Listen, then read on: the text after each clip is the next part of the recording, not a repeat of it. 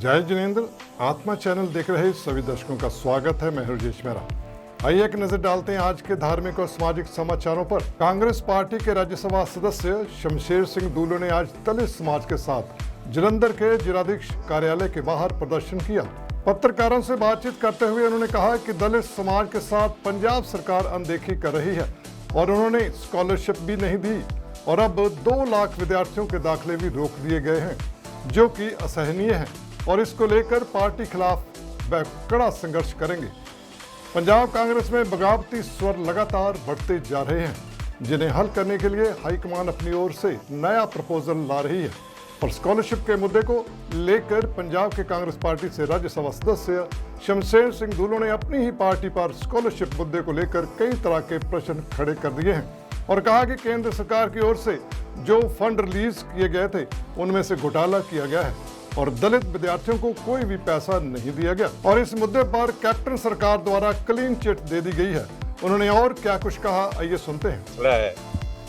तकरीबन पिछले 10 सालों तो पंजाब दे विच ये बहुत एक ऐसा मसला जिहदे नाल लखां गरीब, चाहे दलित है, चाहे बैकवर्ड क्लास दे हैं, चाहे इकनॉमिकल वीकर सैक्शन के लोग हैं, किसी भी कास्ट के ने, उन्हां दी जिंदगी मैं समझदा है कि काफ़ी तबाह हो चुकी है।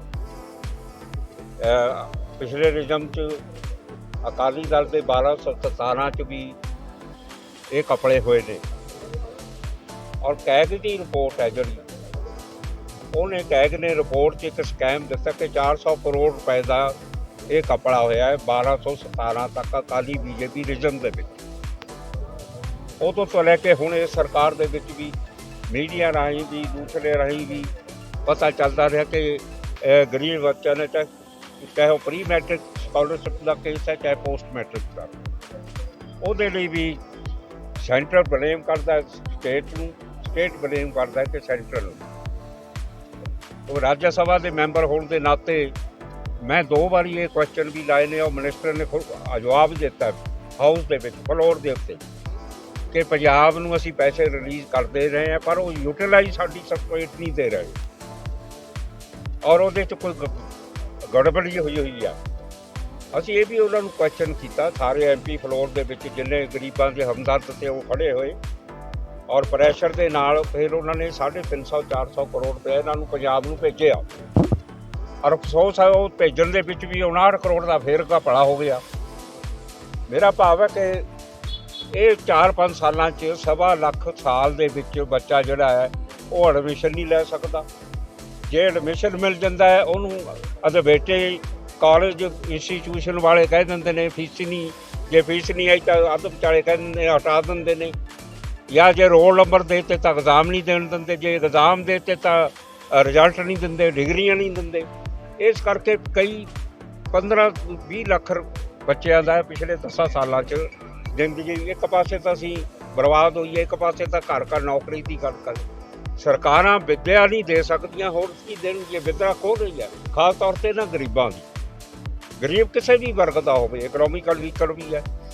और मेरा भाव है कि राज सभा च भी एज मैंबर पार्लीमेंट जो भी चीफ मिनिस्टर साहब ने मीटिंगां सद्दियां ने, मैं 17 च भी ये रेज किया, 19 च भी रेज किया, हुण भी रेज किया, रेज करते रहे हैं।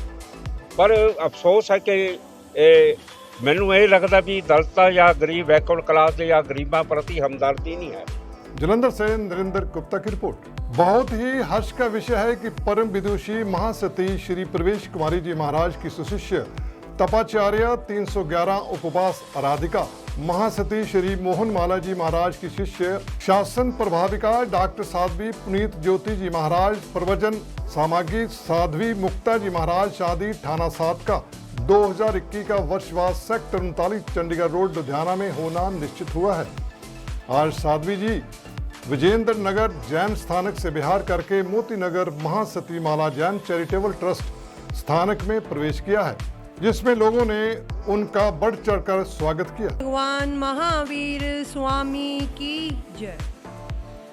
सर्वप्रथम अत्र पाठ पर विराजित तपाचार्य गुरनी मैया श्री मोहन माला जी महाराज साहब की सुशिष्याएं डॉक्टर पुनीत ज्योति जी महाराज एवं उनका समस्त साध्वी मंडलगण, उनके चरणों में हृदय की असीम आस्था से कोटि से वंदन नमन करते हुए उनके शरीर की सुख साता परीक्षा एवं आज की धर्म सभा में उपस्थित सभी भाइयों एवं बहनों को सादर जय जिनेन्द्र।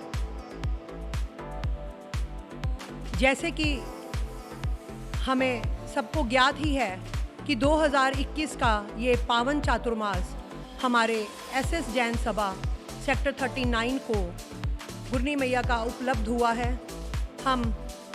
हमारी सभी की तरफ से गुरनी मैया के चरणों में हार्दिक धन्यवाद, साधुवाद। विराजमान महासाध्वी डॉक्टर पुनीत ज्योति जी महाराज आदि ठाणे 7 के पावन पुनीत चरण कमलों में हृदय की असीम आस्था के साथ कोटि से वंदन, कोटि से नमन।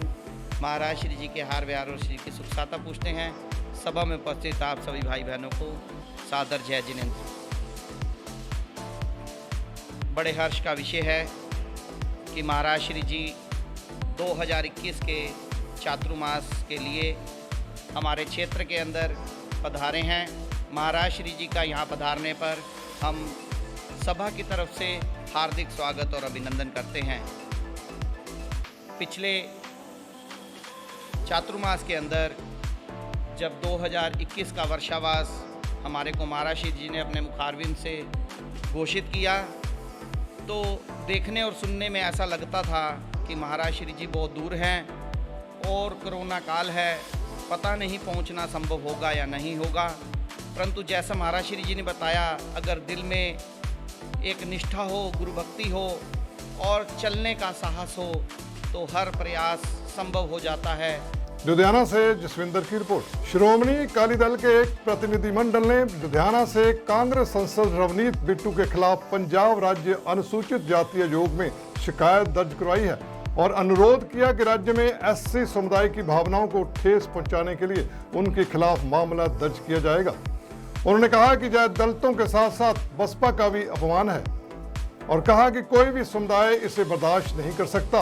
उन्होंने कहा कि सिख गुरुओं ने सभी समुदायों में समानता का उपदेश दिया है और हमें यह समानता संविधान के तहत भी मिली है। श्रोमणी अकाली दल के एमएलए तीनू ने कहा कि बिट्टू के बयान ने कांग्रेस पार्टी की दलित विरोधी सोच को उजागर कर दिया है और उन्होंने कहा कि बिट्टू के बयान पर कांग्रेस पार्टी ने अभी तक कोई प्रतिक्रिया नहीं दी है और न ही उनके खिलाफ कोई कार्रवाई की है। उन्होंने कहा कि यह स्पष्ट है कि कांग्रेस पार्टी बिट्टू के दावों का समर्थन करती है। उन्होंने यह भी घोषणा की कि अगर एससी आयोग और सरकार के मामले में कोई कार्रवाई नहीं होती तो अकाली दल न्याय के लिए अपने संघर्ष और तेज करेगा। दूसरी तरफ आज लुधियाना में बीजेपी ने भी सांसद रवनीत बिट्टू के खिलाफ मोर्चा खोल दिया है। एससी मोर्चा के अध्यक्ष कुलविंदर सिंह के नेतृत्व में रवनीत बिट्टू के घर के सामने रोष प्रदर्शन कर पुतला फूंका गया है। एससी मतलब बीएसपी होगी? मैनू ये कोई समझावे, एससी वर्ग मतलब बीएसपी होगी? ਇਹਦੇ ਨਾਲ ਕਿਵੇਂ ਜੋੜਤੀ ਤੁਸੀਂ ਗੱਲ ਵੀ ਇਹ ਜਿਹੜੀਆਂ ਧਾਰਮਿਕ ਸੀਟਾਂ ਨੇ ਉਹ ਤਾਂ ਵਿੱਚੋਂ ਜਨਰਲ ਸੀਟਾਂ ਵੀ ਨੇ, ਉਹਦੇ ਵਿੱਚੋਂ ਰਿਜ਼ਰਵ ਸੀਟਾਂ ਵੀ ਨੇ, ਤੁਸੀਂ ਐਸਸੀ ਵਰਗ ਨਾਲ ਕਿਵੇਂ ਗੱਲ ਜੋੜਤੀ? ਉਹ ਵੀ ਮੇਰੇ ਵਰਗੇ ਜਿਨ੍ਹਾਂ ਦੇ ਦਾਦਾ ਜੀ ਸਰਦਾਰ ਬੇਅੰਤ ਸਿੰਘ ਜੀ, ਜੇ ਉਹਨਾਂ ਦੇ ਨਾਲ ਕੋਈ ਸਾਰੀ ਲੰਬੀ ਉਮਰ ਜਿਹਨੇ ਕੱਢੀ ਆ ਢਾਲ ਬਣ ਕੇ, ਸਰਦਾਰ ਮਲਕੀਤ ਸਿੰਘ ਦਾਖਾ ਜਿਹੜੇ ਕਿ ਇੱਕ ਐਸਸੀ, ਉਹਨਾਂ ਦੇ ਨਾਲ ਅੱਤਵਾਦ ਵੇਲੇ ਚੰਗੇ ਮਾੜਿਆਂ ਸਮਿਆਂ ਵੇਲੇ ਤੁਸੀਂ ਸਾਰੇ ਜਾਣਦੇ ਹੋ ਸਰਦਾਰ ਮਲਕੀਤ ਸਿੰਘ ਦਾਖਾ ਜਿਹੜੇ ਕਿ ਬਲਾਸਪੁਰ ਪਿੰਡ ਦੇ ਸੇਮ ਪਿੰਡ ਦੇ ਸੀ। ਉਸ ਤੋਂ ਬਾਅਦ ਜੇ ਅੱਜ ਪੈਲ ਹਲਕੇ ਦੀ ਗੱਲ ਕਰ ਲਈਏ ਜਿਹੜਾ ਕਿ ਇੱਕ ਰਿਜ਼ਰਵ ਹਲਕਾ ਹੋ ਗਿਆ, ਉਸ ਤੋਂ ਬਾਅਦ ਸਾਡੇ ਨਾਲ ਰਹੇ ਤੇ ਮੇਰੇ ਡਿਸਟ੍ਰਿਕਟ ਪ੍ਰੈਜ਼ੀਡੈਂਟ ਲੁਧਿਆਣੇ ਤੋਂ ਲਖਵੀਰ ਸਿੰਘ ਲੱਖਾ ਅੱਜ 2 ਵਾਰ ਇਲੈਕਸ਼ਨ ਲੜੇ ਤੇ ਅੱਜ ਐਮਐਲਏ ਨੇ ਜਿੱਥੇ ਸਾਡਾ ਜੱਦੀ ਪਿੰਡ ਕੋਟਲੀ ਹੈ। ਤੇ ਤੁਸੀਂ ਬੀਐਸਪੀ ਨੂੰ ਐਸਸੀਆਂ ਨਾਲ ਬਣਾਤਾ। ਉਹ ਐਸਸੀ ਤਾਂ ਮੈਂ ਕਿਹਾ ਵੀ ਇਹ ਤੁਸੀਂ ਐਸਸੀ ਪਰਿਵਾਰਾਂ ਨੂੰ ਤਬਾਹ ਕਰ ਦੋਗੇ।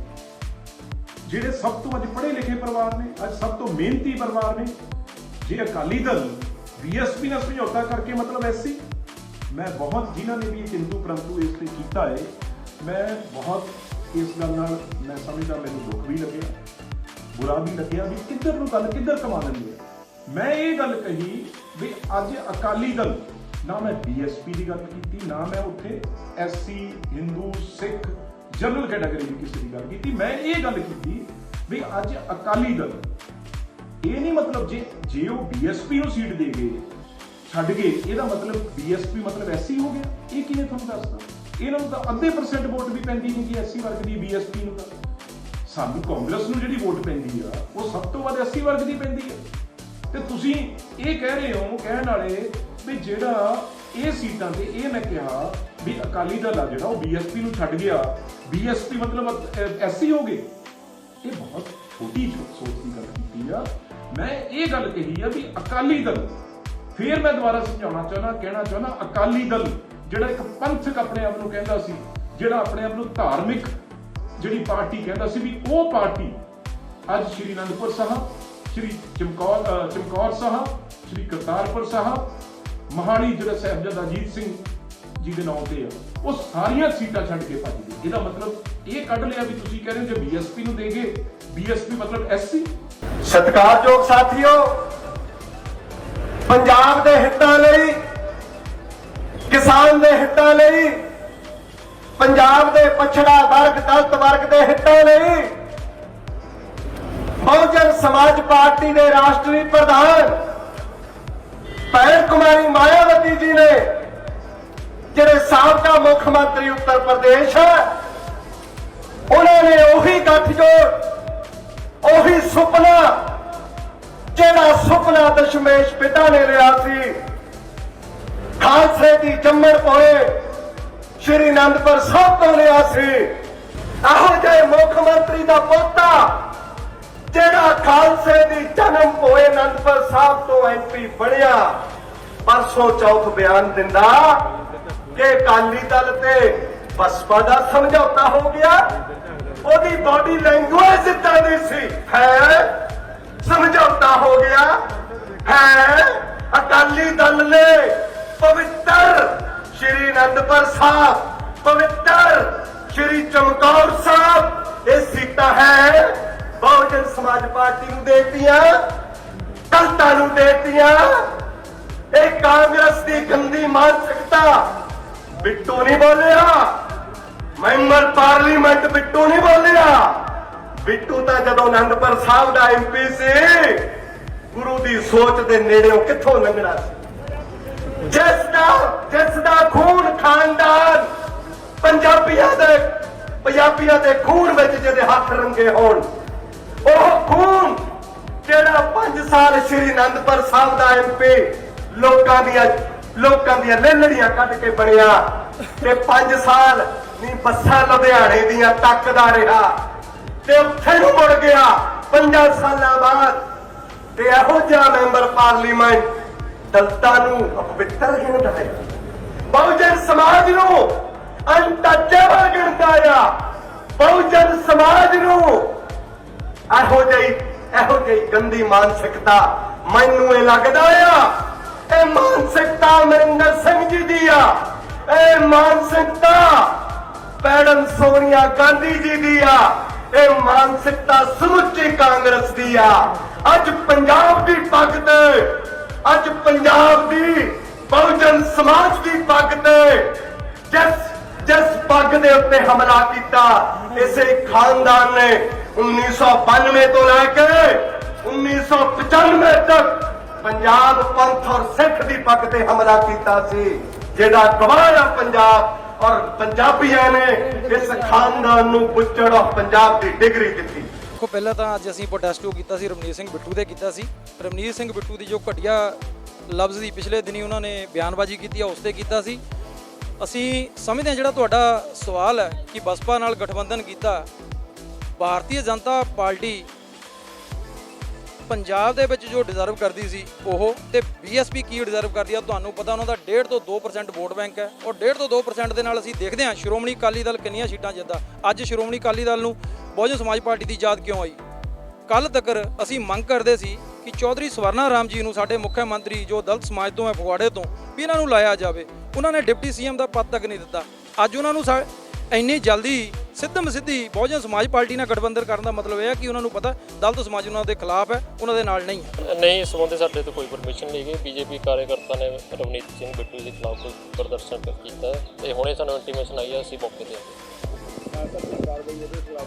ਕਾਰਵਾਈ ਹੁਣ ਸੀਨੀਅਰ ਅਫਸਰਾਂ डिस्कस करके अकॉर्डिंग टू फैक्ट्स वेरीफाई करके ਅਸੀਂ ਕਾਰਵਾਈ ਕਰਾਂਗੇ। लुधियाना से विकास के साथ नलिनी की रिपोर्ट। माँ हुंदी है माँ दुनिया वालियों, जब पंक्तियां आजकल के बच्चों को नहीं समझ आती। आज के कलयुग में बच्चे अपनी माता पिता से अधिक संपत्ति से प्यार करते हैं, उसी पर उनकी नजर रहती है। लेकिन माता पिता जो अपने बच्चों के लिए अपना पूरा जीवन बलिदान कर देते हैं, और वहीं बच्चे बुढ़ापे में माता पिता को कदम कदम पर संपत्ति के लालच में ठोकरें खाने को मजबूर कर देते हैं। ऐसा ही एक मामला कादियान के नाथपुरा गांव का सामने आया है, जहां एक बुजुर्ग मां को उसके बच्चे ने इस कदर पीड़ा दी कि उसे अपना दुख व्यक्त करने के लिए सोशल मीडिया का सहारा लेना पड़ा। बुजुर्ग मां ने कहा, मेरे 2 बेटे और 2 बेटियां हैं। मेरे पति की 1 साल पहले मृत्यु हो गई थी। जब मैंने अपने बच्चों से पैसे मांगे तो उन्होंने मुझे घर से निकाल देने की कोशिश की। इससे दुखी होकर मैंने अपना वीडियो सोशल मीडिया पर वायरल कर दिया ताकि मुझे न्याय मिल सके। जब इस बारे में उनके बेटे मनिंदर सिंह से बात की गई तो उसने अपनी मां के खिलाफ ही उल्टा आरोप लगाना शुरू कर दिया। आइए देखिए कलयुग के मां की ये दुख भरी कहानी। हक मंगदी, मैं हक अपना मंगदी हाँ। जे मैनू कल नूं कुछ हो जाए या किस तरह होए, वो आंदे असीं सामना नहीं है, ना तेनू खाण नूं देना, ना तेनू पीण नूं देना, जिथे मर्जी मर धीआं को जा किते जा। जे मैं धीआं को जानी आ ते वो धीआं दे वैर पै जांदे आ। जे मैनू पिंडों कोई और साथ मेरा दिता वा ते उन्हां नूं आंदे असीं मार देना वा। वो मैनू दुध पिजाउणे आउंदे आ। बने 4 किल्ले ਇਹ ਤਾਂ ਪੀਣਾ ਉਹਨਾਂ ਨੇ ਆਪਣੇ ਨਾਲ हाँ धक्के ना करा देना पाई। और मरदा लाख रुपये की बंबी लवा के दे गया, लाख रुपये की बंबी मोया जेड़ा आंदा साडी मां नहीं, मैं आंदी तेरी बीमारी ते मैं लाउण डई, मैं कित्थों लावां। मेरा बंदा एडा भुआ ते सारे पिंड च 4 पिंडां च ओहदी कोई सोहबत ले ले। ओही रेहड़ी वाह के इन्हां नूं पाया पढ़ाया, टूट गए तो लोगों का गोहा छोटे पै गया। गुरदासपुर से नरेश शर्मा की report. Human relief health and education welfare society की तरफ से SD girls senior secondary school नजदीक हरिदेव मंदिर ट्रंकाला बाजार लुधियाना में फ्री वैक्सीनेशन कैंप लगाया गया। इस कैंप में 18 साल से ऊपर के लोगों को वैक्सीन की डोज लगाई गई। Health and education welfare society ਵੱਲੋਂ ਜਿਹੜਾ कैंप ऑर्गेनाइज ਕੀਤਾ ਜਾ ਰਿਹਾ ਹੈ, मैं ਤੁਹਾਡੇ ਸਾਰਿਆਂ ਦੇ ਮਾਧਿਅਮ ਦੇ ਨਾਲ, ਮੀਡੀਆ ਦੇ ਮਾਧਿਅਮ ਦੇ ਨਾਲ ਸਾਰੇ ਸ਼ਹਿਰ ਵਾਸੀਆਂ ਨੂੰ ਇੱਕ ਬੇਨਤੀ ਕਰਨਾ ਚਾਹੁੰਦਾ ਵੀ ਜੇ ਇਸ ਮਹਾਮਾਰੀ ਤੋਂ ਨਿਜਾਤ ਪਾਣੀ ਹੈ ਤਾਂ ਜਲਦ ਤੋਂ ਜਲਦ ਆਪਾਂ ਵੈਕਸੀਨੇਸ਼ਨ ਲਵਾਈਏ। ਸਾਡੇ ਪ੍ਰਦੇਸ਼ ਦੇ ਪ੍ਰਧਾਨ ਮੰਤਰੀ ਸ਼੍ਰੀਮਾਨ ਨਰਿੰਦਰ ਮੋਦੀ ਜੀ ਨੇ ਜਿਹੜੀ 18 ਤੋਂ 45 ਸਾਲ ਦੀ ਵੈਕਸੀਨੇਸ਼ਨ ਵੀ ਦੇਸ਼ ਨੂੰ ਫ੍ਰੀ ਦੇ ਕੇ ਇੱਕ ਬਹੁਤ ਵੱਡਾ ਤੋਹਫਾ ਦਿੱਤਾ, ਔਰ ਅਸੀਂ ਜਲਦ ਤੋਂ ਜਲਦ ਸਾਰੇ ਦੇਸ਼ ਸ਼ਹਿਰ ਦੇ ਵਿੱਚ ਇਹ ਵੈਕਸੀਨੇਸ਼ਨ ਪੂਰੀ ਕਰੀਏ ਔਰ ਜਿੰਨੀ ਜਲਦੀ ਹੋ ਸਕਦਾ ਆਪਣਾ ਵੈਕਸੀਨੇਸ਼ਨ ਲਵਾਈਏ। ਮੈਂ ਸਾਰੇ ਸ਼ਹਿਰ ਨੂੰ ਤੁਹਾਡੇ ਮਾਧਿਅਮ ਦੇ ਨਾਲ ਅਪੀਲ ਕਰਦਾ। बहुत बहुत धन्यवाद। लुधियाना से कैमरामैन जसविंदर की रिपोर्ट। लुधियाना के राहों रोड के नजदीक गांव बाजरा कॉलोनी में गांव वालों की तरफ से जय वीर बजरंगबली मंदिर में मां भगवती की मूर्ति की स्थापना की गई। बारे की देखो ਅਸੀਂ ਤੇ ਇਹੀ ਕਹਿੰਦੇ ਆ ਕਿ ਮਤਲਬ ਅੱਜ ਤੱਕ ਜੋ ਵੀ ਹੋਇਆ ਮੰਦਿਰ ਦੇ ਵਿੱਚ ਤੇ ਅਸੀਂ ਕਹਿੰਦੇ ਅੱਗੇ ਵੀ ਹੋਣਾ ਚਾਹੀਦਾ ਆ। ਅੱਜ ਜਿੱਦਾਂ ਹੁਣ ਬਾਰਿਸ਼ ਪੈਂਦੀ ਹੈ ਸਾਰਾ ਮੰਦਿਰ ਗਿੱਲਾ ਹੋ ਜਾਂਦਾ ਹੈ, ਨਾ ਕੋਈ ਸਫਾਈ ਹੁੰਦੀ ਚੰਗੀ ਤਰ੍ਹਾਂ, ਨਾ ਕੁਛ, ਨਾ ਸੰਗਤ ਬੈਠ ਸਕਦੀ ਆ। ਅਸੀਂ ਇਹ ਕਹਿੰਦੇ ਆ ਜਿੱਦਾਂ ਅੱਜ ਮੂਰਤੀ ਰੱਖੀ ਗਈ ਹੈ ਐਦਾਂ ਹੀ ਆਹ ਵੀ ਕੰਮ ਹੋ ਜਾਏ ਤੇ ਸਾਨੂੰ ਬੜੀ ਖੁਸ਼ੀ ਹੋਏਗੀ। ਮੈਂ ਤਾਂ ਇਹੀ ਕਹਿਣਾ ਚਾਹੁੰਦਾ ਜੀ, ਦੇਖੋ ਜੀ ਸਾਡੇ ਸੰਯੋਗ ਦੇ ਨਾਲ ਜੋ ਵੀ ਸਾਡੇ ਗੁਰਜੀਤ ਸਿੰਘ ਬਿੱਟੂ ਜੀ ਕਰ ਰਹੇ ਨੇ, ਬਹੁਤ ਹੀ ਸਮਾਜ ਸੇਵੀ, ਸਾਡੇ ਸਾਬਕਾ ਸਰਪੰਚ ਵੀ ਰਹਿ ਚੁੱਕੇ ਨੇ। ਤੋ ਇਹ ਵੱਧ ਚੜ ਕੇ ਸਾਰੇ ਮੰਦਿਰ ਦੇ ਵਿੱਚ ਜੋ ਵੀ ਸੇਵਾ ਕਰ ਰਹੇ ਨੇ, ਪਰਮਾਤਮਾ ਕਰੇ ਇਹਨਾਂ ਦੇ ਪਰਿਵਾਰ 'ਚ ਜਿੰਨੇ ਵੀ ਸਾਰੇ ਮੈਂਬਰ ਆ ਦਿਨ ਦੁਗਣੀ ਰਾਤ ਚੌਗੁਣੀ ਤਰੱਕੀ ਕਰੇ, ਤਾਂ ਕਿ ਇਹ ਹਰ ਇੱਕ ਧਰਮ ਤੋਂ ਉੱਠ ਕੇ, ਜਾਤ ਪਾਤ ਤੋਂ ਉੱਠ ਕੇ ਇਹ ਕੰਮ ਕਰਦੇ ਨੇ। ਠੀਕ ਆ ਜੀ। ਤੋ ਪਰਮਾਤਮਾ ਇਹਨਾਂ ਦੀ ਨੇਕ ਕਮਾਈ 'ਚ ਬਰਕਤ ਪਾਵੇ, ਮਹਾਮਾਈ ਇਹਨਾਂ ਨੂੰ ਰਾਤ ਚੌਗੁਣੀ ਦਿਨ ਚੌਗੁਣੀ ਤਰੱਕੀ ਦੇਵੇ। ਤੋ ਇਹਨਾਂ ਨੇ ਕਦੀ ਵੀ ਮਤਲਬ ਕਿ ਕਦੀ ਵੀ ਜਾਤਾਂ ਪਾਤਾਂ ਤੋਂ ਉੱਠ ਕੇ, ਕਦੀ ਵੀ ਕਿਸੇ ਵੀ ਧਰਮ ਤੋਂ ਉੱਠ ਕੇ हमेशा हर एक बंदे का साथ देता। लुधियाना से सलमान के साथ नलनी की रिपोर्ट। अमृतसर में रासा स्कूल यूनियन की ओर से प्रेस कॉन्फ्रेंस की गई, जिसमें रासा यूनियन के चेयरमैन हरपाल सिंह जूके ने कहा कि सरकार जिस तरह से सरकारी स्कूलों की गुणवत्ता को बढ़ावा दे रही है वो असलियत में कुछ और ही है। यूनियन ने RTI के माध्यम से एक बड़ा खुलासा किया कि ये स्कूल किसी मापदंड पर खरे नहीं उतरते। बच्चों की सुरक्षा के लिए RTI जांच में सामने आया कि सभी स्कूल खोखले पाए गए हैं। RTI के मुताबिक प्री प्राइमरी स्कूल से लेकर 5वीं कक्षा तक सिर्फ एक शिक्षक है और 3 कमरे हैं। यह स्पष्ट हो गया है कि 8वीं कक्षा तक केवल 3 शिक्षक हैं और बच्चे बेंच पर बैठकर पढ़ रहे हैं, जिससे बच्चों के स्वास्थ्य के लिए हानिकारक सिद्ध हो रहे हैं। शिक्षा विभाग की नीति के कारण कई शिक्षक बेरोजगार हो गए हैं। जिन बच्चों को 12वीं पास कर लिया गया था और उन्होंने पिछले साल पेपर नहीं दिया था, पर इस साल पेपर भी नहीं लिया गया और होने की संभावना भी नहीं जताई जा रही। राजस्थान यूके की समिति ने निर्णय लिया है कि इन स्कूलों के खिलाफ माननीय उच्च न्यायालय में आरटीआई अधिनियम के माध्यम से एकत्रित की गई जानकारी के अनुसार शिकायत दर्ज करवाएंगे और इन पर मुकदमा भी चलाया जाएगा। के वालों ਜਿਹੜੇ ਪ੍ਰੈਸ ਕਾਨਫਰੰਸ ਕਰਨ ਜਾ ਰਹੇ ਹਾਂ, ਇਹ ਸਰਕਾਰ ਦੇ ਪੋਲ ਖੋਲ੍ਹਣ ਜਾ ਰਹੇ ਹਾਂ ਜੋ ਪੰਜਾਬ ਸਰਕਾਰ ਨੇ ਪਿਛਲੇ ਦਿਨੀ ਪੰਜਾਬ ਵਨ ਸਿੱਖਿਆ ਵਿਭਾਗ ਨੇ ਪੰਜਾਬ ਨੂੰ 1 ਨੰਬਰ ਤੇ ਲਿਆਂਦਾ। ਜਿਸ ਸੰਬੰਧ ਵਿੱਚ ਅਸੀਂ ਅੱਜ ਤੁਹਾਨੂੰ ਦੱਸਣਾ ਚਾਹੁੰਦੇ ਹਾਂ, ਅਸੀਂ 5200 ਸਕੂਲਾਂ ਦੀ ਆਰਟੀ ਪਾਈ ਸੀ, ਜਿਹਦੇ ਵਿੱਚ ਇੱਕ ਵੀ ਸਕੂਲਾਂ ਦੀ ਜੋ ਮੇਜਰਮੈਂਟ ਹੁੰਦੇ ਆ ਉਹ ਇੱਕ ਵੀ ਪੂਰਾ ਨਹੀਂ ਕਰਦੇ। ਨਾ ਬਿਲਡਿੰਗ ਸੇਫਟੀ ਸਰਟੀਫਿਕੇਟ, ਨਾ ਫਾਇਰ ਸਰਟੀਫਿਕੇਟ, ਨਾ ਸਕੂਲਾਂ ਦੇ ਕਮਰੇ 15x20 ਦੇ, ਨਾ ਇਹਨਾਂ ਕੋਲ ਬਿਜਲੀ ਜਨਰੇਟਰ, ਨਾ ਸਿੰਗਲ ਡੈਕਸ, ਨਾ ਹੀ ਇਹਨਾਂ ਕੋਲ ਵਾਟਰ ਸਪਲਾਈ ਵਾਸਤੇ ਪਿਊਰੀਫਿਕੇਸ਼ਨ ਸਰਟੀਫਿਕੇਟ ਹੈਗਾ। ਜੇ ਨਾ ਹੀ ਜਿੰਨੇ ਬੱਚੇ ਇਹਨਾਂ ਦਾਖਲ ਕੀਤੇ ਫੈਚ ਕਰਕੇ ਉਹਨਾਂ ਦੇ ਟੀਚਰ ਹੀ ਹੈ ਨਹੀਂ।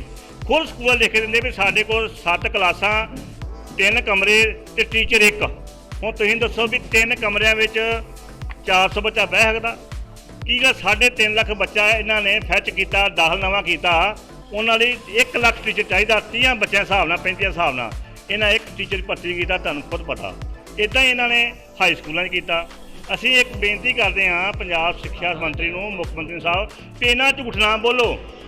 ਡਾਟਾ ਕੋਝਵਾ ਦਿੱਤਾ ਤੁਸੀਂ ਕੋਝਵਾ, ਇਹਨਾਂ ਝੂਠ ਨਾ ਬੋਲੋ, ਸੱਚ ਬੋਲੋ, ਲੋਕਾਂ ਨੂੰ ਸੱਚ ਜਾਣੂ ਕਰਾਓ। ਸਾਨੂੰ ਕੋਈ ਸਰਕਾਰੀ ਸਕੂਲਾਂ ਨਾਲ ਕੋਈ ਦੁੱਖ ਨਹੀਂਗਾ। ਚੰਗੀ ਗੱਲ ਸਰਕਾਰ ਦੇ ਸਕੂਲ ਜਿਹੜੇ ਨਾ ਚੰਗੇ ਹੋਣੇ ਚਾਹੀਦੇ, ਪਰ ਇਹਨਾਂ ਨੇ ਉਹਨਾਂ ਸਕੂਲਾਂ ਦੇ ਵਿੱਚ ਭੰਗ ਸ਼ਰਾਬਾਂ ਕਢਵਾਉਂਦੇ ਆ। ਸ਼ਰੇਆਮ ਸਕੂਲਾਂ ਦਾ ਸੰਗਤਪੁਰੇ ਦਾ ਸਕੂਲ ਆ ਜਨਾਲਾ, ਜਿਹੜਾ ਸ਼ਰੇਆਮ ਪ੍ਰਿੰਸੀਪਲ ਨੇ ਸ਼ਰਾਬਾਂ ਉਹਦਾ ਹਿੱਸਾ ਵਿੱਚ ਸ਼ਰਾਬਾਂ ਕਢਾ ਕੇ ਵੇਚਦੇ ਆ, ਡੀਓ ਦਾ ਹਿੱਸਾ ਵਿੱਚ, ਕਿਉਂਕਿ ਡੀਓ ਜ਼ਿੰਮੇਵਾਰ ਆ ਅੰਮ੍ਰਿਤਸਰ डिस्ट्रिक्ट ਦਾ। अमृतसर से सुनील खोसला की रिपोर्ट। पठानकोट डिवीजन नंबर 1 की पुलिस ने एक कामयाबी हासिल करते हुए 2 मोटरसाइकिल चोरों को पकड़ा। डीएसपी राजेंद्र मिन्हास ने जानकारी देते हुए कहा कि नाके के दौरान दोनों चोरों को पकड़ा गया था। एक का नाम साहिल है जो कि गांव घरोटा का रहने वाला है और दूसरे का सक्षम मनहास जो कि नाजो चक का रहने वाला है।